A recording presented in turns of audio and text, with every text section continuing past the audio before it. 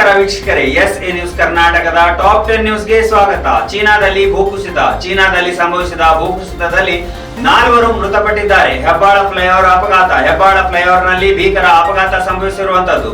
Bus lorry ಅಪಘಾತ. ರಾಯಚೂರಿನಲ್ಲಿ ಸರ್ಕಾರಿ ಬಸ್ ಮತ್ತು ಲಾರಿ ಮುಖಾಮುಖಿ ಡಿಕ್ಕಿಯಿಂದ 16 ಜನರಿಗೆ ಗಾಯ ಆಗಿರುವಂತದ್ದು. ವಿದ್ಯಾರ್ಥಿಗಳಿಗೆ ಸೈಕಲ್ ದಾನ. ನಟಿ ರಮ್ಯಾ ಅವರು ಅನಾಥ ಹೆಣ್ಣು ಮಕ್ಕಳಿಗೆ ಸೈಕಲ್ ದಾನ ಮಾಡಿರುವಂತಹದ್ದು. ಬೆಂಗಳೂರಿನಲ್ಲಿ ಕರೋನಾ ಮತ್ತು ಡೆಂಗ್ಯೂ ಹಾವಳಿ. ಬೆಂಗಳೂರಿನಲ್ಲಿ ಕರೋನಾ ಮತ್ತು ಡೆಂಗ್ಯೂ ಪ್ರಕರಣಗಳು ಹೆಚ್ಚಾಗುತ್ತಿರುವ ಹಿನ್ನೆಲೆಯಲ್ಲಿ ಬಿಬಿಎಂಪಿ ಮುಂಜಾಗ್ರತಾ ಕ್ರಮಗಳನ್ನು ಕೈಗೊಳ್ಳುವ ನಿಟ್ಟಿನಲ್ಲಿ ತಯಾರಿ ನಡೆಸಿರುವಂತದ್ದು. ಆರ್ಸಿಬಿ ವಿರುದ್ಧ ಎಸ್ಆರ್ಎಚ್ ಗೆಲುವು. ಐಪಿಎಲ್ 2025ರಲ್ಲಿ ರಾಯಲ್ ಚಾಲೆಂಜರ್ಸ್ ಬೆಂಗಳೂರು ತಂಡವನ್ನು ಸನ್ರೈಸರ್ಸ್ ಹೈದರಾಬಾದ್ 42 ರನ್ಗಳಿಂದ ಸೋಲಿಸಿದೆ. ಮೈಸೂರು ಸ್ಯಾಂಡಲ್ ಸೋಪ್ ವಿವಾದ.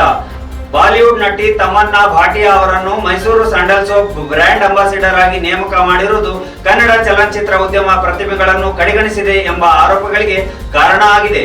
ಹಾವೇರಿ ಗ್ಯಾಂಗ್ ರೇಪ್ ಆರೋಪಿಗಳು ಪುನಃ ಬಂಧನ. 2024ರಲ್ಲಿ ಹಾವೇರಿಯಲ್ಲಿ ನಡೆದ ಗ್ಯಾಂಗ್ ರೇಪ್ ಪ್ರಕರಣದ ಆರೋಪಿಗಳು ಜಾಮೀನಿನಲ್ಲಿ ಬಿಡುಗಡೆಯಾದ ನಂತರ ಸಾರ್ವಜನಿಕವಾಗಿ ಮೆರವಣಿಗೆಯೊಂದಿಗೆ ಆಚರಣೆ ನಡೆಸಿದ ಹಿನ್ನೆಲೆಯಲ್ಲಿ ಸಾರ್ವಜನಿಕರ ಆಕ್ರೋಶದ ಹಿನ್ನೆಲೆಯಲ್ಲಿ ಅವರನ್ನು ಪುನಃ ಬಂಧಿಸಲಾಗಿದೆ. ಕರ್ನಾಟಕದಲ್ಲಿ 51,000 ಅತಿಥಿ ಶಿಕ್ಷಕರ ನೇಮಕ. ಇಡಿ ದಾಳಿ. ರಾಜಕೀಯ ಆರೋಪಗಳು. ಕರ್ನಾಟಕ ಗೃಹ ಸಚಿವ ಜಿ ಪರಮೇಶ್ವರ್ ಅವರ ಸಂಬಂಧಿತ ಸಂಸ್ಥೆಗಳ ಮೇಲೆ ಎನ್ಫೋರ್ಸ್ಮೆಂಟ್ ಡೈರೆಕ್ಟರೇಟ್ ದಾಳಿ ನಡೆಸಿದ ಹಿನ್ನೆಲೆಯಲ್ಲಿ ಮಾಜಿ ಮುಖ್ಯಮಂತ್ರಿ ಎಚ್ ಡಿ ಕುಮಾರಸ್ವಾಮಿ ಅವರು ಈ ದಾಳಿಗೆ ಕಾಂಗ್ರೆಸ್ನ ಹಿರಿಯ ನಾಯಕರೊಬ್ಬ ಕಾರಣವೆಂದು ಆರೋಪಿಸಿದ್ದಾರೆ. ಸೊ ಇದಾಗಿತ್ತು ಈ ಹೊತ್ತಿನ ಟಾಪ್ 10 ನ್ಯೂಸ್. ಮತ್ತೆ ಸಿಗೋಣ ಮುಂದಿನ ಸುದ್ದಿಯಲ್ಲಿ. ನಮಸ್ಕಾರ, ಧನ್ಯವಾದಗಳು.